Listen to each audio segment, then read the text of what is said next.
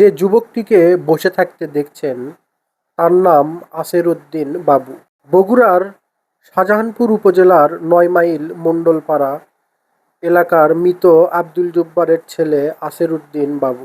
তার বয়স আনুমানিক ৩২ বা ৩৩ হবে। বাবা মা মারা যাওয়ার পর থেকেই ভাইয়ের সংসারে তার বসবাস।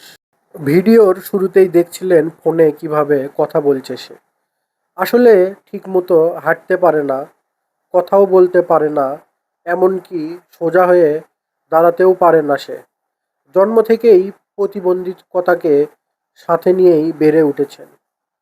তবে ব্যতিক্রম শুধু একটা ক্ষেত্রে, যেখানে সুস্থ মানুষদের সামনে নিজেকে দাঁড় করিয়েছেন দৃষ্টান্ত হিসেবে। আজান শুনলেই ছুটে যান মসজিদে নামাজে।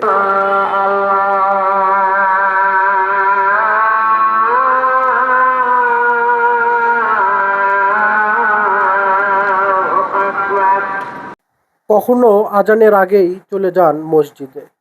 ৫ ওয়াক্ত নামাজ পড়েন জামাতের সঙ্গে মসজিদেই। ঠিকমতো চলতে না পারলেও অন্যের সহযোগিতা ছাড়াই তিনি নিয়মিত নামাজ আদায় করে সবার হৃদয়ে স্থান করে নিয়েছেন। সুস্থ মানুষ নিয়মিত নামাজ আদায় করলেও মসজিদে জামাতের সাথে নিয়মিত আদায় করতে পারেন না, এমন অনেকেই আছেন। তবে সেক্ষেত্রে শারীরিক বাক প্রতিবন্ধী আসের উদ্দিন বাবু তার অদম্য ইচ্ছায় জয় করেছে প্রতিবন্ধকতা। বড় ভাই আব্দুর রশিদের ব্যবসা প্রতিষ্ঠানেই বসে থাকেন। জন্ম থেকেই হাত ও পা বাঁকা, ঘাড় ও পিঠ সোজা করে দাঁড়াতে পারেন না, তাই শারীরিক ভারসাম্যও কম। জন্মের পর থেকেই বাক প্রতিবন্ধী। তীব্র শীত বা বৃষ্টি তাকে কখনো আটকাতে পারেননি এই জামাতে নামাজ পড়া থেকে। জামাতে নামাজ পড়া নিশ্চিত করতে অনেক সময় আসরের নামাজের পর মসজিদেই বসে থাকেন। কখনো ফজর আজানের আগেই যান মসজিদে। নিজে নিজে অজু করেন। নামাজ পড়ার সময় রুকু সেজদায় কিছুটা কষ্ট হলেও পুরো নামাজ পড়েন।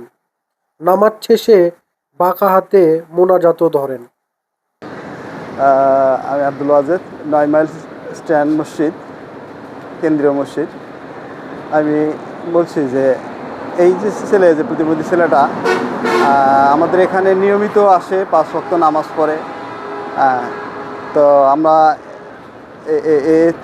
এর ভালো দিকটা হলো, বিশেষ করে সে মনে করেন যে আমাদের কারো মাথার টুপি নাই, একটা পানির ট্যাপ বন্ধ হয়ে করতেছে না বা ফ্যানের সুইচ অফ করতেছে না, সে নিজে যায় এগুলো আমাদেরকে সহযোগিতা করে এবং দেখে দেয়। তো খুব ভালো। তো এর থেকে আমাদের মনে করেন যে শিক্ষা নেওয়া উচিত যে বিভিন্ন লোক আমাদের এখানে দোকানপাট আছে, তারা আজান হলে সময় মতো নামাজ পড়তে আসে না। তাদের শিক্ষা নেওয়া উচিত যে একজন প্রতিবন্ধী মানুষ ঠিক নিয়মিত নামাজ পড়ে, আর আমরা এখানে গাফেল অবস্থায়। তাদের শিক্ষা নেওয়া উচিত যে এখানে তারাও নিয়মিত নামাজ পড়া উচিত। আমাদের বাবা মা বহুদিন আগে মারা গেছে। মা মারা গেছে 1994-এ, বাবা মারা গেছে 2011 সালে। সেখান থেকেই আল্লাহ পাক আমার মাধ্যম দিয়েই ওকে চালানোর মতো তৌফিক দিয়েছে এবং আমি যে দুটোর সার্বিক সহযোগিতা আমি তাকে দেখার চেষ্টা করি। এবং সে একজন ৫ ওয়াক্ত ৯ মাইলের মতো ৫ ওয়াক্ত নামাজি ছেলে। একজন যদি ২০০ প্রতিবন্ধী হয় কিন্তু সে কন্টিনিউ ভাবে নামাজি থাকে। মাটিতে উঠতে অনেক টাইমে পড়েও যায় বা নিষেধ করতাম বহুবার, কিন্তু তারপরেও সে নামাজ ছাড়ে না। বাসার থেকে দেখবেন যে ফজর নামাজের আগে সে উঠে চলে আসে।